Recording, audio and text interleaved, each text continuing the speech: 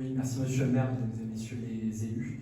La gare de Conflans-Findoise est le principal pôle de transport en commun de notre ville, avec plus de 6 700 000 voyageurs annuels qui empruntent 3 lignes de RER et Transilien, sans compter les usagers des nombreuses lignes de bus qui la desservent. Sa fréquentation est par ailleurs en forte hausse ces dernières années, bien plus que celle de Romagny. Et pourtant, les anomalies s'accumulent.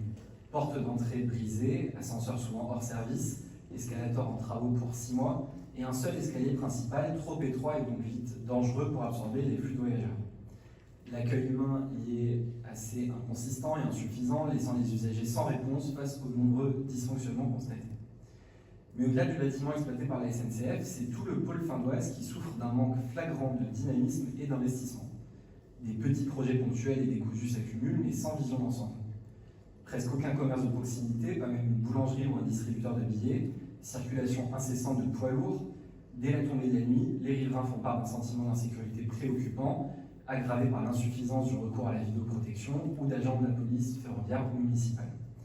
Sur ce sujet, comme sur beaucoup d'autres, vous serez tenté de nous rappeler l'incompétence de la collectivité locale, mais fort de vos mandats à la mairie, au département ou à la communauté urbaine, vous avez, monsieur le maire, tous les leviers pour agir. Alors, puisque Findoise ne figure pas parmi les projets phares de votre plan Conflans demain, on peut légitimement se demander si vous avez toujours en ligne de mire ce pôle particulièrement stratégique dans notre ville. Pendant que des communes voisines investissent pour préparer l'arrivée du RERE, nous laissons lentement à l'abandon notre pôle ferroviaire si précieux. Avez-vous entamé vous-même, ou à travers votre élu adjointe élu à la région ou votre conseiller municipal délégué au transport, un travail avec Île-de-France Mobilité et les acteurs concernés pour mettre en œuvre des améliorations concrètes dans la gare? Et autour de celle-ci, qu'envisagez-vous pour répondre aux attentes des usagers et des riverains en matière de cadre de vie, d'accessibilité ou encore de sécurité? Je vous remercie. Merci pour cette question qui me permet de faire un point sur la situation de la gare et plus largement du quartier de Conflans-Findoise. Nous avons récemment rencontré le gestionnaire des gares et une réunion de travail avec notre interlocuteur à la SNCF est d'ailleurs d'ores et déjà prévue. Il nous permettra de traiter concrètement les anomalies constatées à la gare de Conflans-Findoise durant une visite de terrain régulière que j'ai en compagnie de mon adjoint Laurent Moutonneau ainsi que du conseiller municipal délégué au transport Jacques Dolcy. Fin 2024, nous avons pu dresser un état précis des dysfonctionnements qui nuisent aujourd'hui à la qualité d'accueil du site et ces points ont été remontés à nos interlocuteurs à la suite de cette visite. Ainsi, la porte d'entrée de la gare de Conflans-Findoise a d'ores et déjà été remplacée. En outre, les escalators et les ascenseurs vont être remplacés par des équipements neufs. Ces opérations sont en cours. Elles seront faites alternativement l'une plus l'autre pour qu'il y ait au moins un escalator et un ascenseur qui fonctionne une fois que la première opération sera effectuée. Nous avons d'ores et déjà aussi prévu une prochaine réunion avec la SNCF qui sera l'occasion d'évoquer notre volonté de réanimer cet espace, de le rendre plus attractif, notamment en y installant, si possible, des œuvres artistiques à la charge de la SNCF, je le précise. Nous continuons de penser que l'art et le goût peuvent jouer un rôle dans la réalisation de ce lieu de passage quotidien. En parallèle, la police municipale est mobilisée quotidiennement pour veiller à la sécurité du quartier. Sur les 7 derniers jours, de nombreux rapports d'intervention témoignent de leur présence et de leur action concrète au service des Conflanettes. J'en mentionne un, par exemple, le 25 juin dernier, intervention de la police municipale pour conduite dangereuse quai Eugène Lecor. Le quartier est également couvert par un réseau de caméras de vidéoprotection, contribuant ainsi à la tranquillité publique et à son renforcement. Nous allons par ailleurs déployer des caméras nomades afin d'accentuer notre action sur les zones que nous avons ciblées au préalable. Le quartier de Findoise, je le rappelle, bénéficie de la même attention que tous les autres quartiers de la ville.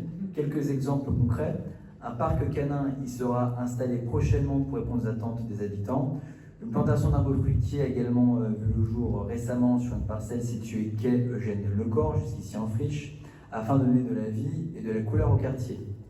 L'école Paul-Bert Gaston Rousset verra débuter en fin d'année les travaux qui contribueront à l'agrandissement du réfectoire ainsi que l'installation d'un système de géothermie si les études sont positives.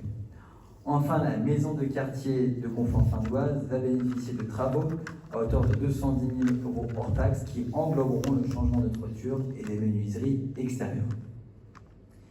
Il est important, en parallèle, de préciser que le foncier disponible dans ce quartier de Conflans-Findoise est très limité, car majoritairement privé et très résidentiel, et de surcroît, plusieurs paramètres compliquent, voire empêchent la réalisation de projets d'envergure. Je parle de projets d'aménagement. Premier point, une topographie très marquée avec plus de 30 mètres de dénivelé entre les quais et le plateau.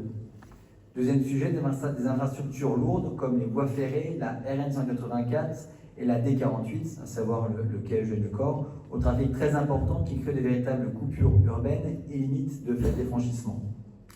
Troisième sujet, les risques naturels avec la présence d'anciennes carrières souterraines dans le secteur des côtes de Vannes et de zones inondables le long de l'avenue Georges Clemenceau.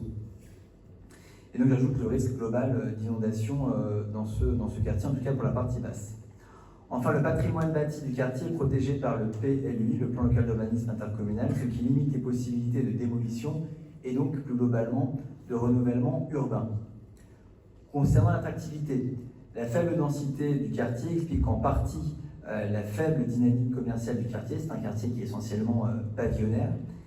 Il a actuellement environ 30 locaux commerciaux contre plus du double, 69 dans le secteur Romanier-Renouveau. Cela dit, la municipalité suit avec attention la situation, notamment concernant les anciens commerces de la rue du Maréchal Monoury, à savoir une boulangerie et une épicerie. Ces locaux sont aujourd'hui en attente de réaffectation du fait d'une succession longue à régler, en partie à cause d'un squat qui a ralenti les procédures. La ville est en contact avec les ayants droit pour faire avancer la situation.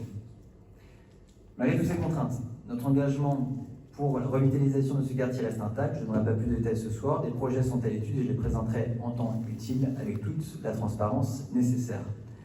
Mon engagement, je le répète, est total. Je continuerai aussi d'agir pour qu'il bénéficie lui aussi d'une dynamique positive au même titre que l'ensemble du territoire communal.